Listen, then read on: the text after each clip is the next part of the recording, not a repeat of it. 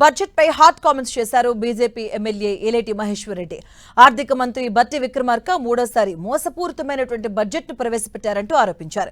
ఈ బడ్జెట్ లో అన్ని వర్గాల ప్రజలను మోసం చేశారని, మోసపూరితమైన బడ్జెట్ తో ఆర్థిక విధ్వంసానికి బాటలు వేశారంటూ విమర్శించారు. కాంగ్రెస్ ప్రభుత్వం ఇచ్చిన హామీలకు నిధులు కేటాయించకుండా కేవలం అంకెల గారడీగా బడ్జెట్ ను ప్రవేశపెట్టారంటూ మండిపడ్డారు.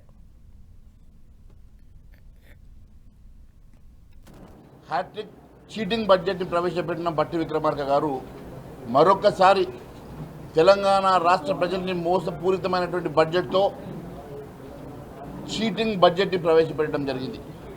ఈరోజు మీరు చూస్తే వరుసగా మూడోసారి మోసపూరితమైనటువంటి బడ్జెట్ని ప్రవేశపెట్టి ఆర్థిక విధ్వంసానికి బాటలు వేసినట్టుగా స్పష్టమవుతున్నది.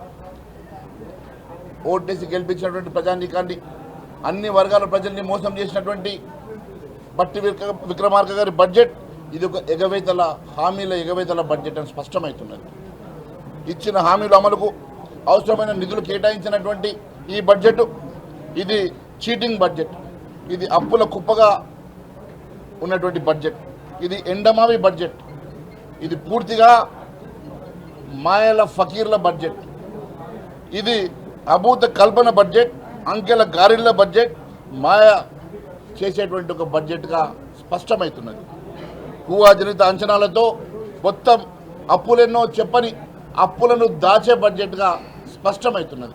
మీరు ఒకసారి చూస్తే హామీలు జాస్తి, అమలు నాస్తి, కేటాయింపులు జాస్తి, ఖర్చు నాస్తి. It is nothing but mounting debt and financial anarchy. పూర్తిగా మోసపూరితమైనటువంటి బడ్జెట్గా స్పష్టమవుతున్నది.